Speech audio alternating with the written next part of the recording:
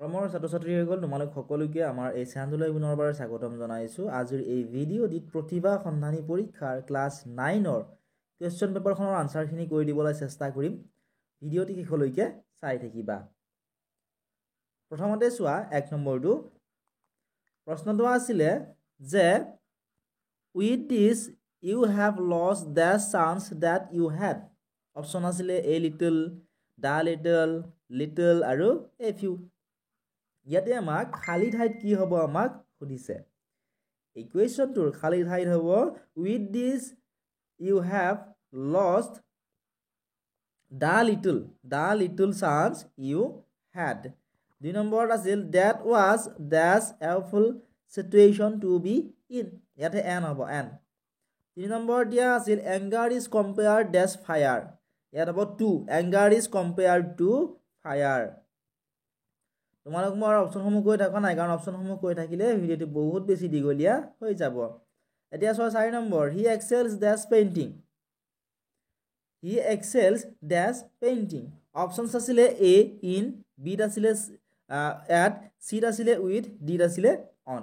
ইয়াৰ উত্তৰটো মই তোমালোক কৰি দিয়া নাই, কমেণ্ট ছেকশ্যনত তোমালোকে জনোৱা। 5 নম্বৰটো চোৱা you have come with us for the picnic if your father permits you. Begin this sentence with unless. এই যেটো সেন্টেন্স দিয়া আছে, বাক্য দিয়া আছে, সেন্টেন্সটো আমাক কি শব্দৰে আৰম্ভণি কৰিব দিছে? unless ওয়াৰ্ডটোৰে লিখি আমাক আৰম্ভণি কৰিব দিছে। নেকি আমি যদি শুদ্ধ বাক্য এটা লিখো তেতিয়াহ'লে বি নম্বৰটো হ'ব correct answer. unless your father permits you can't come with us for the picnic. 6 নম্বৰটো চোৱা 6 নম্বৰত দিছিল no other metal is as useful as iron. ইয়াতে কি দিছে চোৱা write the sentence in comparative degree without changing the meaning. মিনিংটো change নকৰাকৈ এই বাক্যটো আমাক কিহত লিখিব দিছে? কম্পাৰেটিভ ডিগ্ৰীত লিখিব দিছে। গতিকে কাৰেক্ট বাক্যটো হ'ব অপশ্যন নম্বৰ ডি থকাটো আইৰন ইজ মোৰ useful than any other metal. 7 number দিছে the meaning of the underlined part in the given sentence is we should do away with the present examination system. ইয়াতে do away with ওয়াৰ্ডটোৰ underline কৰা আছিলে, এই underline কৰা ওয়াৰ্ডটোৰ আমাক উলিয়াব দিছে, ঠিক আছে। এদিকে অপশ্যন বি হ'ব correct answer abolish. Next 8 number he came in a dash dress. ইয়াত হ'ব descent, d e c e n t. Next 9 number he was tired he rested for a while. The simple sentence from is, simple sentence from to above option D2 being tired he rested for a while. 10 number is let's have dinner outside dash. Yate ki hobo? Yate hobo shall we.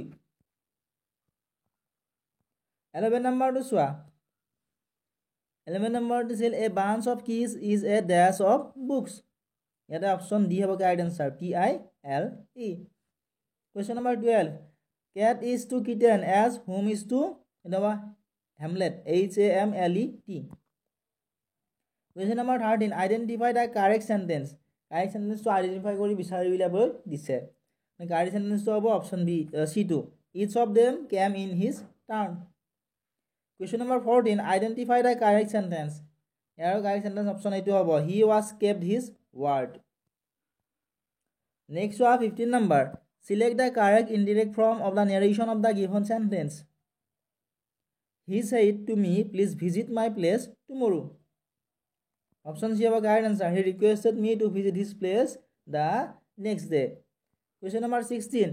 Select the correct form of the narration of the given sentence. Sentence 2 says he asked the girl she had done the previous evening. The option B about correct answer. He said to the girl, what did you do last evening? Next one question number 17. The roads dash 3 years ago. Were repaired. The roads were repaired 3 years ago. Next one question number 18. Question was can I have some milk before I dash to bed? Can I have some milk before I go to bed? Option D have correct answer. Question number 19. Water dash on heating. Evaporates. Option B have correct answer. Question number 20. Select the passive form of the given sentence from the alternatives given.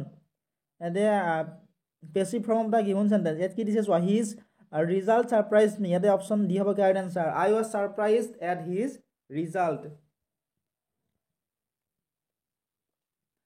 Next one, question number 21. Select the right active voice form of the given sentence.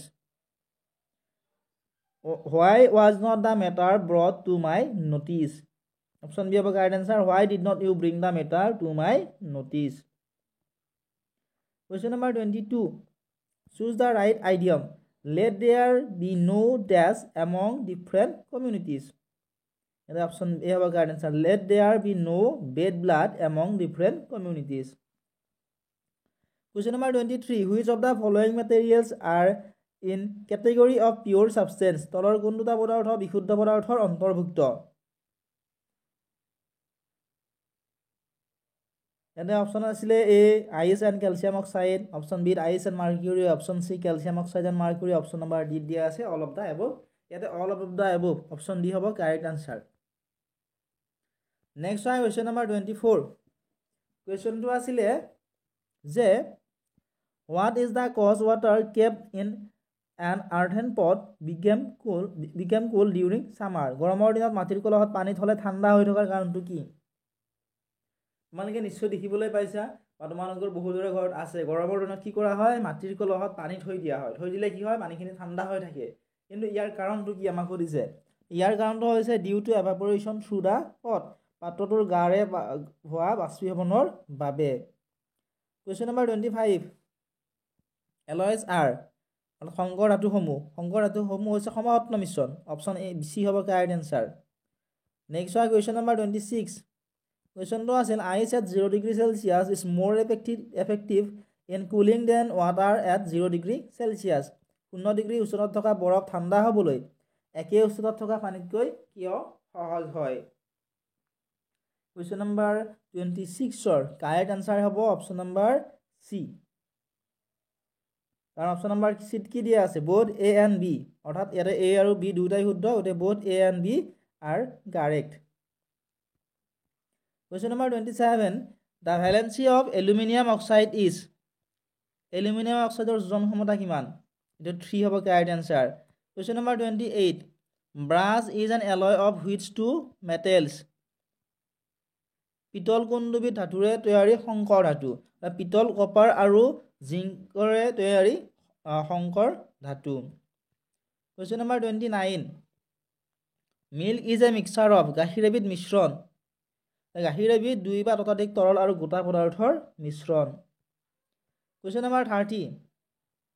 A mixture of chalk and sugar can be separated by, চেনি আৰু চকৰ মিশ্ৰণক কি প্ৰক্ৰিয়াৰে পৃথক কৰিব পাৰি? চেনি আৰু চকৰ মিশ্ৰণক পৰিশ্ৰৱণ প্ৰক্ৰিয়াৰে পৃথক কৰিব পৰা যায়। কুৱেশ্যন নম্বৰ 31টো চোৱা। 3.42 grams of sucrose dissolved in 18 grams of water in a beaker. The number of oxygen atoms in solution are. And the option A have a 6.08 into 10 to the power 23. Next one, question number 32. Which of the following contains maximum number of molecules? তলত দিয়া গুণটোৰ আটাইতকৈ বেছি অণু থাকে। এটা option C হ'ব correct answer. Next one, question number 33. Rutherford's alpha-ray scattering experiment led to discovery of. Rutherfordৰ alpha ৰশ্মি বিস্ফোৰণৰ পৰীক্ষাৰ দ্বাৰা কি আৱিষ্কাৰ কৰিছিল? এটা হ'ব নিউক্লিয়াছ আৱিষ্কাৰ কৰিছিলে। নেক্সট কুৱেশ্যন চোৱা 34 নম্বৰ। কুৱেশ্যনটো আছিল an element with one naturally occurring isotopes is. তলৰ কোনটো মৌল প্ৰাকৃতিকভাৱে পাব পৰা সমস্থানিক? এইটো হ'ব ফ্লৰিন। Question number 35। কুৱেশ্যনটো আছিল the nucleus of the cell was discovered by. কোষত থকা কোষকেন্দ্ৰ আৱিষ্কাৰ কোনে কৰিছিল? কোষত থকা কোষকেন্দ্ৰ আৱিষ্কাৰ কৰিছিল ৰবাৰ্ট ব্ৰাউনে। অপশ্যন চি হ'ব শুদ্ধ উত্তৰ। Question number 36। The opening and closing of stomata is due to. পত্ৰৰন্ধ্ৰবোৰ খোলা আৰু বন্ধ কাৰ্য কিহৰ দ্বাৰা সংঘটিত হয়? পত্ৰৰন্ধ্ৰবোৰ খোলা আৰু বন্ধ কাৰ্য সংঘটিত হয় প্লাজমোলাইচিছৰ দ্বাৰা। অপশ্যন চি হ'ব কাৰেক্ট এনচাৰ। নেক্সট হয় কুৱেশ্যন নম্বৰ 37। কুৱেশ্যনটো আছিল the animal cell which does not possess nucleus is. কোনটো প্ৰাণী কোষত কোষকেন্দ্ৰ নাথাকে সুধিছে। কোনটো প্ৰাণী কোষত কোষকেন্দ্ৰ নাথাকে? ৰেড ব্লাড চেলছত, অৰ্থাৎ লোহিত ৰক্ত কোষত।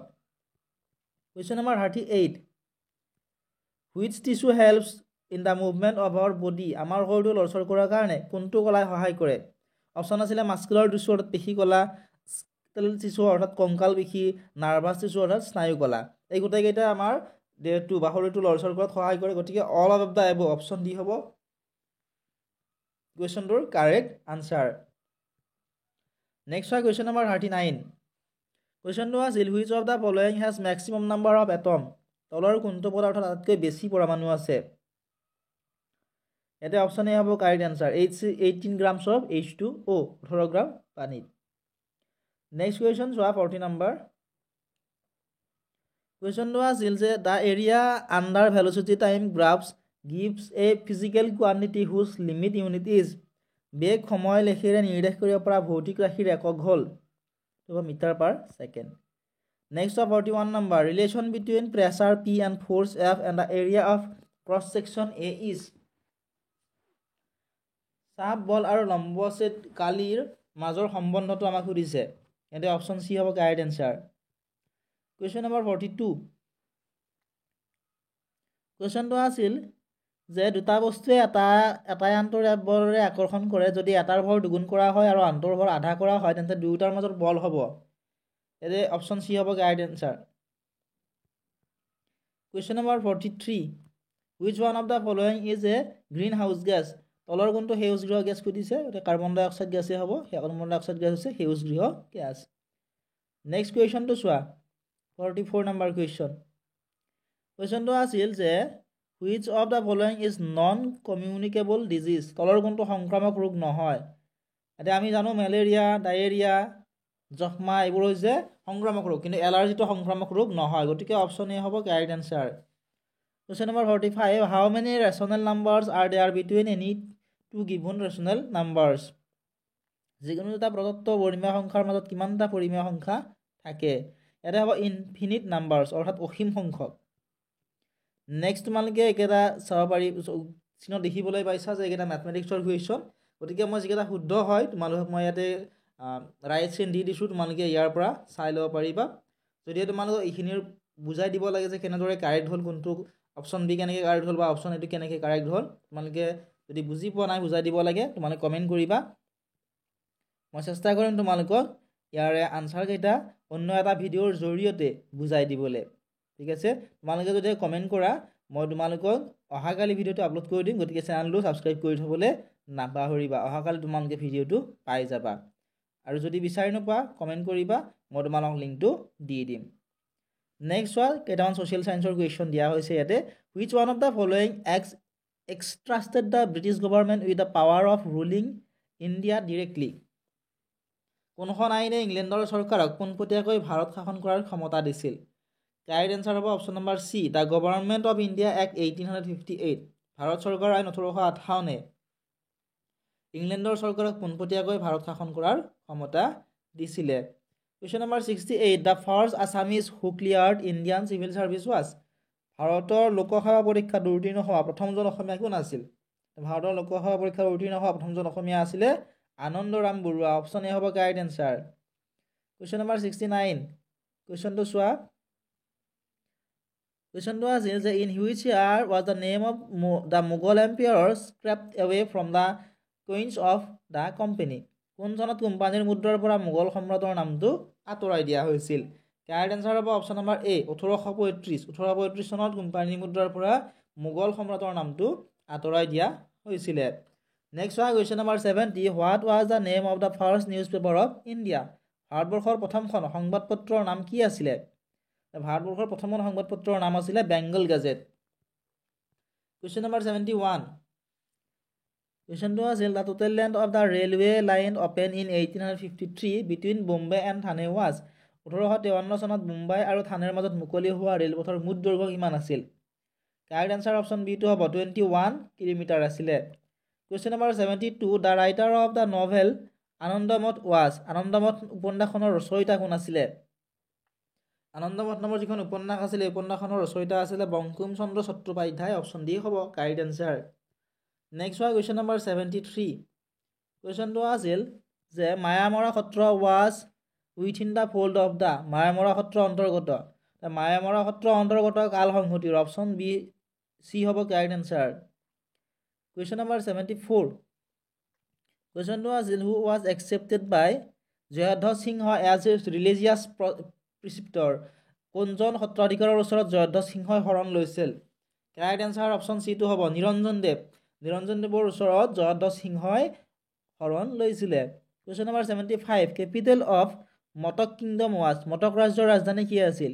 মটক ৰাজ্যৰ ৰাজধানী আছিলে ৰঙাগড়া। অপশ্যন চি বি হ'ব শুদ্ধ উত্তৰ। নেক্সট হোৱা question number 76. Which one of the following Governor General of India adopted the policy of non-interference? হস্তক্ষেপ বিৰোধী নীতি কোনগৰাকী গভৰ্ণৰ জেনেৰেলে গ্ৰহণ কৰিছিল? হস্তক্ষেপ বিৰোধী নীতি ছাৰ জন চুৰে গ্ৰহণ কৰিছিলে। অপশ্যন ডি হ'ব কাৰেক্ট এনচাৰ। নেক্সট হোৱা কুৱেশ্যন নম্বৰ 77. কুৱেশ্যনটো আছিল নুমলী ৰাজমাও was the mother of. Numali ৰাজমাও কাৰ মাতৃ আছিল? নুমলী ৰাজমাও আছিলে চন্দ্ৰকান্ত সিংহৰ মাতৃ। অপশ্যন এ হ'ব কাৰেক্ট এনচাৰ। নেক্সট হোৱা কুৱেশ্যন নম্বৰ 78. কুৱেশ্যনটো আছিল the Burmese king who invaded Manipur for the first time was. প্ৰথমবাৰৰ বাবে মণিপুৰ আক্ৰমণ কৰা মান ৰজাজন কোন আছিল? প্ৰথমবাৰৰ বাবে মণিপুৰ আক্ৰমণ কৰা মান ৰজাজন আছিলে আলং পায়া। অপশ্যন এ হ'ব কাৰেক্ট এনচাৰ। নেক্সট হোৱা 79 নম্বৰ কুৱেশ্যন।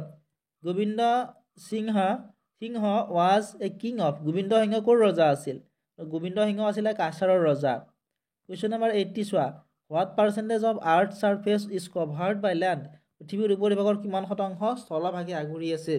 পৃথিৱীৰ উপৰিভাগৰ মাত্ৰ 29%হে স্থলভাগে আগুৰি আছে।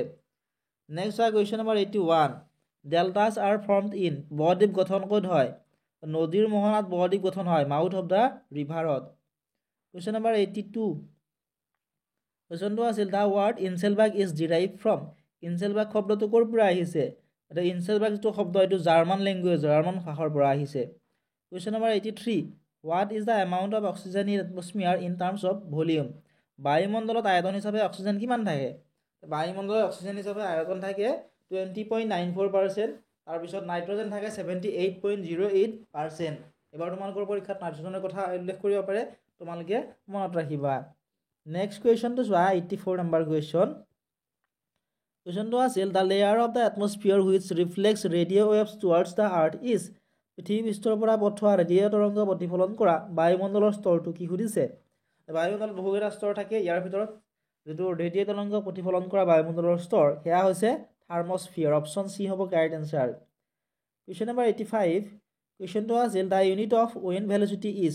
বতাহৰ গতিবেগৰ এককটো কি? বতাহৰ গতিবেগৰ একক হৈছে not.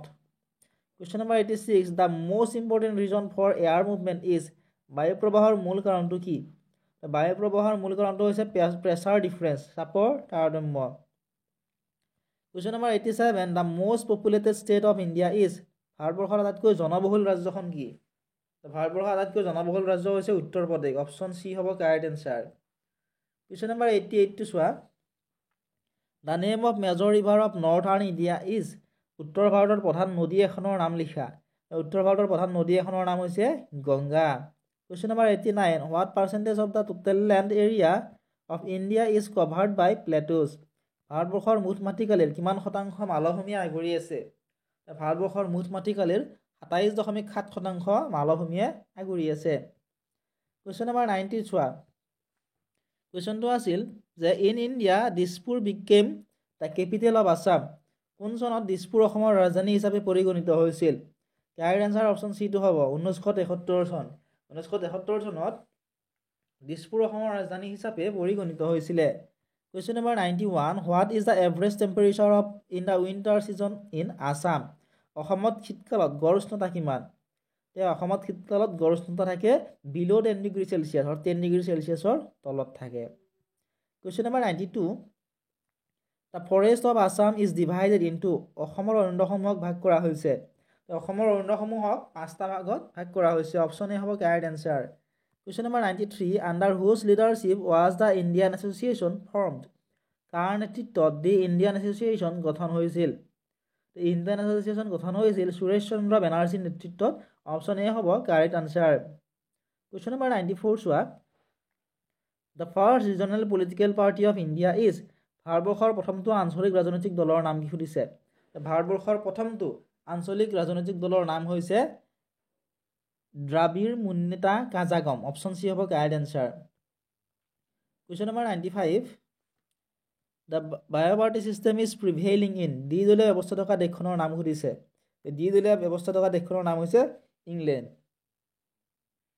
Next one 96 number question the first philosopher who classified the government was চৰকাৰৰ শ্ৰেণী বিভাজনৰ সূচনা কৰা প্ৰথমজন দাৰ্শনিকৰ নাম কি চৰকাৰৰ শ্ৰেণী বিভাজনৰ সূচনা কৰা প্ৰথমজন দাৰ্শনিকৰ নাম হৈছে প্লেটো কুৱেশ্যন নম্বৰ 97 কুৱেশ্যনটো আছিল which one of the following is not a characteristics of unitary government তলৰ কোনটো এককেন্দ্ৰীয় চৰকাৰৰ বৈশিষ্ট্য নহয় কাৰেক্ট এনসাৰ হৈছে option number B dual citizenship অৰ্থাৎ দ্বৈত নাগৰিকত্ব এককেন্দ্ৰীয় চৰকাৰৰ বৈশিষ্ট্য নহয় question number 98 which one of the following countries is regarded as the homeland of federation তলৰ কোনখন ৰাষ্ট্ৰক যুক্তৰাষ্ট্ৰৰ গৃহভূমি বুলি কোৱা হয় যুক্তৰাষ্ট্ৰৰ গৃহভূমি বুলি কোৱা হয় আমেৰিকা যুক্তৰাষ্ট্ৰক অপশ্যন সি হ'ব correct answer next one 99 number question